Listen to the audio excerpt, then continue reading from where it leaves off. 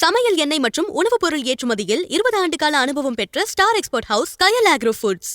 வணக்கம் மக்களே, இந்த லாஜிக் ஷோக்கு உங்களை வரவேற்கிறேன். நான் உங்கள் ரா சீனிவாசன். இன்னைக்கான எபிசோட்ல என்ன பார்ப்போம் அப்படிங்கிறதுக்கு முன்னாடி தமிழ் சினிமாவில் ஒரு யூஷுவலான ஒரு டெம்ப்ளேட் இருக்கு. என்ன அப்படின்னு பார்த்தீங்கன்னா, சென்சஸ் அதிகாரி அப்படிங்கிறது. அதாவது ஹீரோவோட ஒரு கேரக்டரோட அந்த ஃபேமிலி மெம்பர்ஸை காட்டுறதா இருக்கட்டும், இல்லை ஹீரோயின் சம்மந்தப்பட்ட ஃபேமிலி மெம்பர்ஸ் காட்டுறதா இருக்கட்டும், அவங்களுக்குலாம் ஈஸியான இன்ட்ரோடக்ஷனுக்கு என்ன யூஸ் பண்ணுவாங்க அப்படின்னா, டக்குன்னு அந்த வீட்டுக்கு சென்ஸ் எடுக்க ஒரு அதிகாரி வருவார். அவர் யாரெல்லாம் இருக்காங்க அப்படின்னு கேட்பாரு. அந்த கேரக்டர்ஸ் பற்றின விவரங்கள்லாம் சொல்லுவாங்க. அதை வச்சு நம்மளுக்கு அந்த கேரக்டரையும் இன்ட்ரடியூஸ் பண்ணுவாங்க. இது தமிழ் சினிமாவில் பல படங்கள்ல இருக்கிற ஒரு யூஷுவலான டெம்ப்ளேட். இப்படி ஒரு காட்சி தமிழ்நாட்டில் மட்டும் இல்ல, இந்தியாவில் இருக்கிற எல்லா வீட்லயும் சீக்கிரம் நடக்க போகுது. அதை பத்தி தான் இந்த வீடியோல பேச போறோம். சரியா, அடுத்த ஆண்டு பிப்ரவரி மாசம், அதாவது 2027 பிப்ரவரியில இந்த சென்சஸ் இந்தியாவில் நடக்க போகுது. அதை பத்தி தான் இப்ப பேச போறோம். அப்ப நடக்க போற சென்சஸ் கிட்டத்தட்ட 6 மாசத்துக்கு அப்புறம் நடக்க போற சென்சஸ் இப்பவே ஏன் பேசணும், இப்பவே ஏன் அதுல நியூஸ் எல்லாம் கொண்டு வராங்க அப்படிங்கிற ஒரு கேள்வி உங்களுக்கு வரலாம். அதை பத்தி தான் இந்த வீடியோல பேச போறோம். காரணம் என்னன்னா, மக்கள் தொகை கணக்கெடுப்பு அப்படிங்கிறது ஒரே நாள்ல ஒரே நைட்ல நடந்துறது கிடையாது.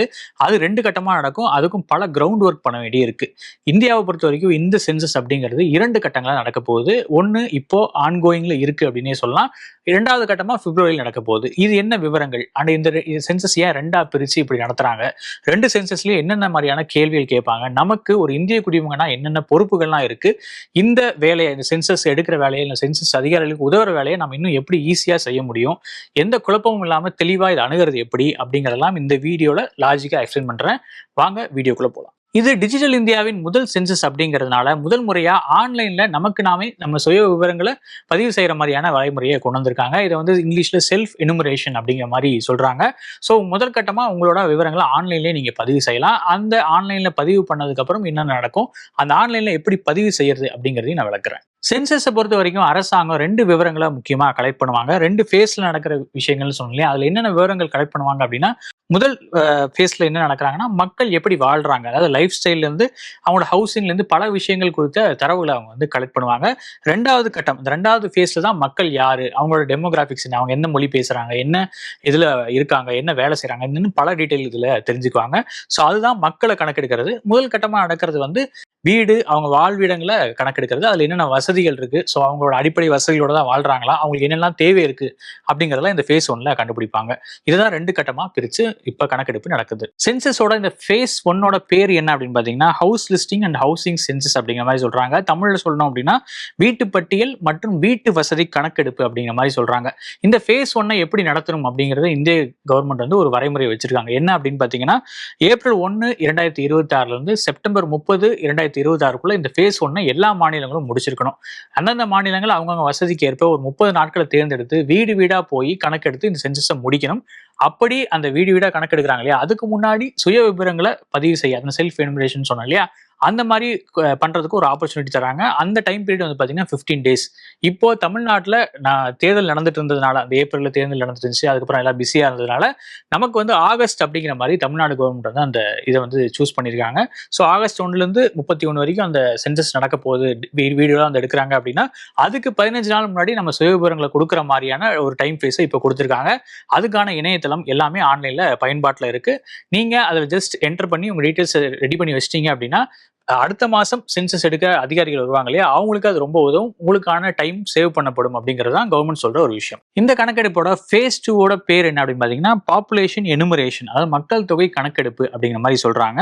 அதோட முதல் கட்டம் முடிஞ்சு 6ல இருந்து 8 மாசத்துக்குள்ள இந்த 2வது ஃபேஸை ஆரம்பிப்பாங்க. இதோட கெடு தேதி அப்படிங்கிற மாதிரி எண்ட் டேட் அப்படிங்கிறது என்ன வச்சிருக்காங்க அப்படின்னா, மார்ச் 1, 2027 அப்படிங்கிற மாதிரி வச்சிருக்காங்க.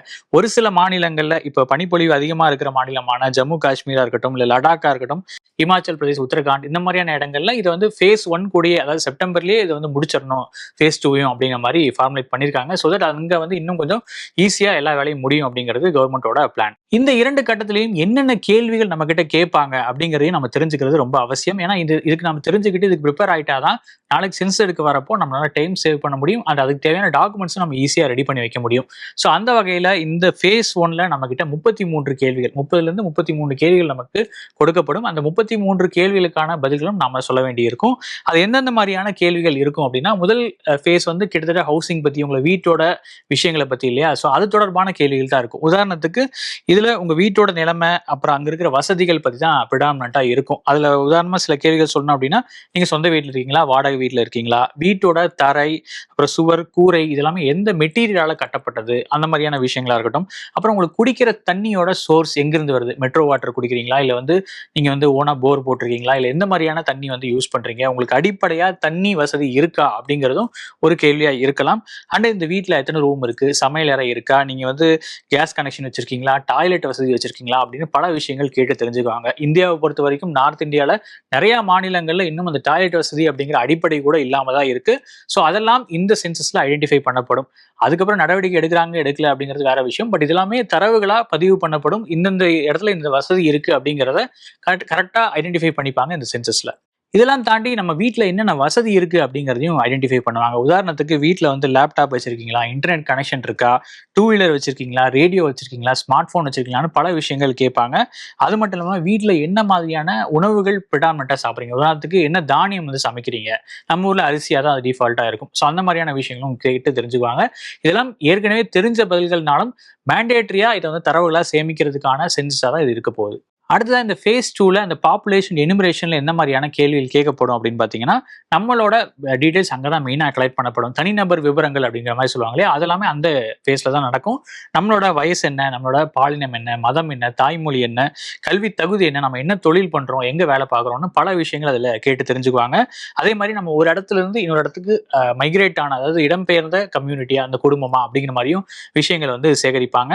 அண்ட் இதெல்லாம் தாண்டி நமக்கு மாற்றுத்திறனாளிகளாக இருந்தாங்கன்னா அவங்களுக்கான விவரங்களையும் அவங்க வந்து என்டர் பண்ணிக்குவாங்க. ஸோ அது தொடர்பான சலுகைகள் இதெல்லாமே கிடைக்கிறதுக்கு அது ரொம்ப ஹெல்ப்ஃபுல்லா இருக்கும். அது மாதிரி அடல்ட்டை பொறுத்த வரைக்கும் அவங்களோட திருமண விவரங்கள் இதெல்லாமே கேட்டு தெரிஞ்சுக்குவாங்க. குறிப்பா பெண்களோட திருமணம் என்ன நிலைமையில் இருக்கு, அவங்களுக்கு எத்தனை குழந்தைகள் இருக்காங்கன்னு பல விஷயங்கள் கேட்டு தெரிஞ்சுக்குவாங்க. இது எதுக்கு அப்படின்னா, இந்தியாவோட ஃபெர்டிலிட்டி ரேட்டை டிட்டர்மைன் பண்றதுக்கு இது ஹெல்ப்ஃபுல்லா இருக்கும். அதுக்கான விவரங்களும் இதுல சேகரிக்கப்படும். இதே ஃபேஸ் 2 தான் ரொம்ப முக்கியமான கேள்வி இப்போ சேர்க்கப்பட்டிருக்கு. இது வந்து சாதிவாரி கணக்கெடுப்பு அப்படிங்கிறது எல்லாருக்குமே தெரிஞ்சிருக்கும். ஸோ அதனால நம்ம எந்த சோஷியல் குரூப்பை சேர்ந்தவங்க, எந்த காஸ்ட் அப்படிங்கிற டீடைலும் இந்த சென்சஸ்ல கலெக்ட் பண்ணப்படும். உதாரணத்துக்கு நம்மளோட பிரிவுகள் என்ன, பிசி, எஸ்சி, எஸ்டி அந்த மாதிரியான விஷயங்களா இருக்கட்டும், அதுல எந்த ஜாதி உட்பிரிவுக்குள்ள வரும்னு பல விஷயங்கள் இதுல நோட் பண்ணிக்குவாங்க. இது எதுக்காக அப்படின்னா, பின்னாடி இடஒதுக்கீடு, சமூக நீதி சார்ந்த திட்டங்கள் இல்ல அந்த மாதிரியான விஷயங்களுக்கு இது ரொம்ப ஹெல்ப்ஃபுல்லா இருக்கும்.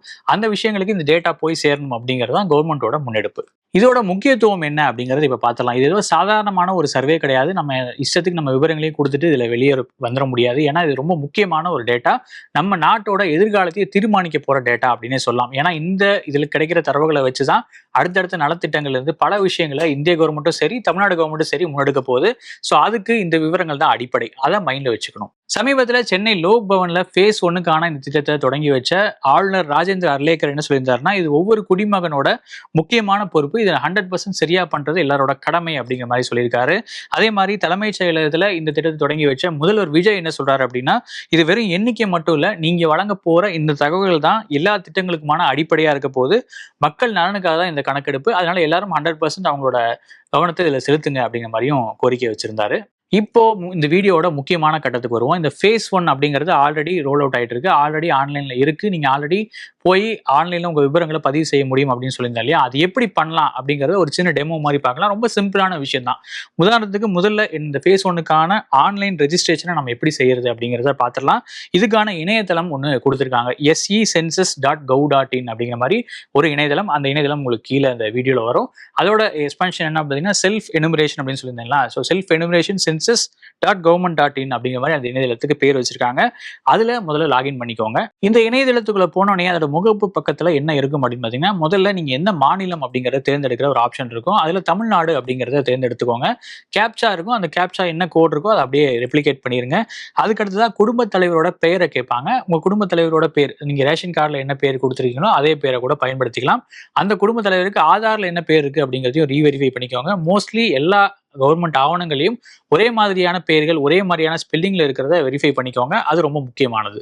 அடுத்த ரொம்ப ட்ரிக்கியான ஒரு பார்ட், உங்களோட மொபைல் நம்பரை கேட்பாங்க. இதுல இருக்கிற ஒரு சூட்சமம் என்ன அப்படின்னா, ஒரு குடும்பத்துக்கு ஒரு மொபைல் நம்பர் தான் யூஸ் பண்ண முடியும். திரும்ப அந்த மொபைல் நம்பரை வேற ஒரு ஃபேமிலிக்கு நம்மளால யூஸ் பண்ண முடியாது. அதனால நீங்க யாரோ சொந்தக்காரங்களுக்கோ இல்ல பக்கத்து வீட்டுக்காரங்களோ இல்ல ஃப்ரெண்ட்ஸுக்கோ ஹெல்ப் பண்றேன்னு சொல்லி உங்க மொபைல் நம்பரை அவங்க ஃபேமிலி விவரங்களை கொடுக்குற இடத்துல என்டர் பண்ணிடாதீங்க. அப்புறம் அந்த மொபைல் நம்பரை வேற எங்கேயுமே யூஸ் பண்ண முடியாத மாதிரி போயிடும். அதனால ஒரு குடும்பத்துக்கு குடும்பத் தலைவரோட மொபைல் நம்பர் மட்டும் தான் யூஸ் பண்ற மாதிரி நீங்க செட் பண்ணி வச்சுட்டீங்க அப்படின்னா ரொம்ப ஈஸியா இருக்கும். இதுல எந்த குழப்பமும் வராது. இது இந்தியாவோட மொத்த மக்கள் தொகை கணக்கெடுப்பு அப்படிங்கிறதால மொத்த 16 மொழிகள் கொடுக்கப்பட்டிருக்கு. அதுல நீங்க எந்த மொழியை வேணா தேர்ந்தெடுத்துக்கலாம். தமிழா இருந்தா தமிழ்ல பண்ணலாம், இங்கிலீஷ்னாலும் இங்கிலீஷ்ல பண்ணலாம். நீங்க அந்த மொழியை தேர்ந்தெடுத்ததுக்கு அப்புறம் உங்க நம்பருக்கு ஒரு ஓடிபி வரும். அந்த ஓடிபி நம்பரை என்டர் பண்ணிருங்க.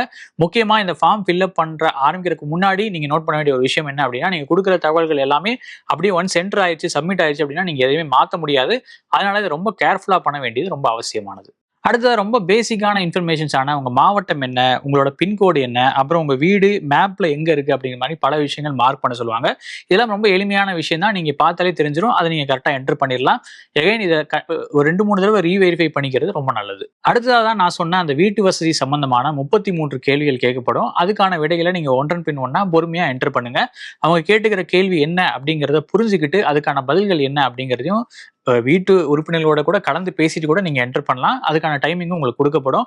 இது ஏதோ எக்ஸாம் அப்படிங்கிற மாதிரி நீங்க பதட்டமா செய்யணும்னு அவசியம் இல்லை. ரொம்ப பொறுமையா எல்லா விவரங்களையும் சேகரிச்சுட்டு கரெக்டான தகவலை கொடுத்தீங்கன்னா ரொம்ப நல்லது. எல்லாம் முடிச்சதும் ப்ரிவியூ அண்ட் சப்மிட் அப்படிங்கிற மாதிரி ஒரு ஆப்ஷன் வரும். அதுல நீங்க இது வரைக்கும் கொடுத்த தகவல்கள் பேர் உட்பட பல விஷயங்கள் திரும்ப காட்டப்படும். அது எல்லாத்தையும் ரீவெரிஃபை பண்ணிட்டு திரும்ப எல்லாத்தையும் செக் பண்ணிட்டு சப்மிட் கொடுங்க. முன்னாடியே சொன்ன மாதிரி தான், சப்மிட் கொடுத்துட்டீங்க அப்படின்னா எந்த விவரங்களையும் நீங்க மாற்ற முடியாது. அதனால அதை கரெக்டா செக் பண்ணிட்டு நீங்க சப்மிட் கொடுக்கலாம். இதெல்லாம் முடிச்சு நீங்க சப்மிட் கொடுத்தோன்னா நீங்க எந்த நம்பர் கொடுத்திருந்தீங்களோ, மொபைல் நம்பர் கொடுத்தீங்களோ அந்த மொபைல் நம்பருக்கு ஒரு ரெஃபரன்ஸ் நம்பர் வரும். அந்த ரெஃபரன்ஸ் நம்பர் தான் உங்களோட சுய கணக்கெடுப்பு அடையாள எண். இதை நீங்க பத்திரமா வச்சுக்கணும். பின்னாடி உங்க வீட்டுல சென்சஸ் அதிகாரி வரப்போ இந்த நம்பரை காட்ட வேண்டியது அவசியமானது. இப்போ உங்களுக்கு ஒரு கேள்வி வரலாம். என்ன கேள்வி அப்படின்னா, நான் தான் ஆன்லைன்லேயே எல்லா விவரமே கொடுத்துட்டேனே, அதுவும் 30-35 கேள்வி கேட்டிருக்கீங்க, அது எல்லாத்துக்குமே நான் பதில் சொல்லிட்டேன், திரும்ப ஏன் சென்சஸ் அதிகாரி வரணும், அவங்க நம்ம வீட்டுக்கு வராமே இருக்கலாமே அப்படிங்கிற ஒரு கேள்வி உங்களுக்கு வரலாம். பட் அப்படி கிடையாது. எகைன் ரீவெரிஃபை பண்ண கண்டிப்பா உங்க வீட்டுக்கு அதிகாரி வருவாங்க. பட் அந்த நேரத்துல நீங்க திரும்ப அந்த 30-35 கேள்விக்கு பதில் சொல்லணும்னு அவசியம் இல்லை. நீங்க ஆல்ரெடி ஆன்லைன்ல அந்த விவரங்களை பதிவு செஞ்சதுனால ஜஸ்ட் அந்த உங்களுக்கு ஒரு அடையாள எண் கொடுக்கப்பட்டுச்சு இல்லையா, சுய கணக்கெடுப்பு அடையாள எண், அதை மட்டும் அந்த அதிகாரிகிட்ட கொடுத்துட்டீங்க அப்படின்னா அவங்க அந்த டேட்டாவை வெரிஃபை பண்ணிக்குவாங்க. திரும்ப அவங்க ஒரு தடவை உங்க டேட்டா சொல்லுவாங்க, இதெல்லாம் நீங்க பண்ணிருக்கீங்க அப்படின்னு சொல்லி. அதுல நீங்க ஒருவேளை எந்த சேஞ்சஸ் பண்ணணும் அப்படின்னாலும் பண்ணிக்கலாம், அங்கேயும் பண்ணிக்கலாம். பட் ஒன்ஸ் அங்க பண்ணிட்டீங்க அப்படின்னா அதுதான் ஃபைனல். அதை மைண்ட்ல வச்சுக்கோங்க. கண்டிப்பா ஆனா அதிகாரி வந்து இதை ரீவெரிஃபை பண்ணுவாங்க. அவங்களுக்கான ஒத்துழைப்பை நம்ம கொடுத்து தான் ஆகணும். ஒருவேளை நீங்க ஆன்லைன்ல பண்ண விரும்பல, இல்ல பண்றதுக்கான நேரம் இல்லை அப்படின்னா நீங்க டைரக்டா வர அதிகாரிகள்கிட்ட எல்லா விவரங்களும் சொல்லலாம். பட் அதுக்கு கொஞ்சம் டைம் எடுக்கும் அப்படிங்கிறத மைண்ட்ல வச்சுக்கோங்க. ஸோ இதுதான் சென்சஸ் எடுக்கிறதுக்கான லாஜிக். முதல் ஃபேஸ்ல முன்னாடியே சொன்ன மாதிரி வீட்டு வசதி தொடர்பான அந்த கணக்கெடுப்பு இருக்கும். 2வது ஃபேஸ்ல தான் ஜாதிவாரி தனிநபர் விவரங்கள் எல்லாமே கணக்கெடுக்கப்படும். இது எல்லாமே மைண்ட்ல வச்சுக்கிட்டு அதுக்கான ஒத்துழைப்பையும் அதுக்கான பதில்களையும் நம்ம தயாரா வச்சுக்கலாம். இது ஒவ்வொரு குடிமகனோட பொறுப்பு அப்படிங்கிறத திரும்ப திரும்ப ரீஎட்ரேட் பண்ணிக்கிறேன். ஆன்லைன்ல பண்ணணும் அப்படின்னாலே ஏதோ பயந்துட்டு ரொம்ப அலர்ஜிக்கா நம்ம யோசிக்க வேண்டாம். ரொம்ப சுலபமான ஒரு விஷயமா தான் அதை கொடுத்துருக்காங்க. வீடியோல சொன்ன மாதிரி நீங்க இந்த ஸ்டெப்ஸை ஃபாலோ பண்ணாலே அதை ஈஸியா ஃபில் பண்ணிட முடியும். நீங்க எந்த மாதிரி இந்த சென்சஸ்க்கு ஃபில் பண்ண போறீங்க அப்படிங்கிறத கமெண்ட்ல சொல்லுங்க. இதை பத்தின வேற ஏதாவது டவுட்ஸ் இருந்துச்சு அப்படின்னா அதை கமெண்ட்ல சொல்லுங்க. முடிஞ்ச அளவு அதை ஆன்சர் பண்ண ட்ரை பண்றோம். இதே மாதிரி வேற ஒரு லாஜிக்கான விஷயத்தை எக்ஸ்பிளைன் பண்றேன். வேற ஒரு வீடியோல உங்களை மீட் பண்றேன். நன்றி, வணக்கம். 20 ஆண்டுகளாக உலக நாடுகளுக்கு உயர்தர சமையல் எண்ணெய் மற்றும் உணவுப் பொருட்கள் ஏற்றுமதியில் இந்திய அரசின் ஸ்டார் எக்ஸ்போர்ட் ஹவுஸ் அங்கீகாரம் பெற்ற கயல் ஆக்ரோ ஃபுட்ஸ்.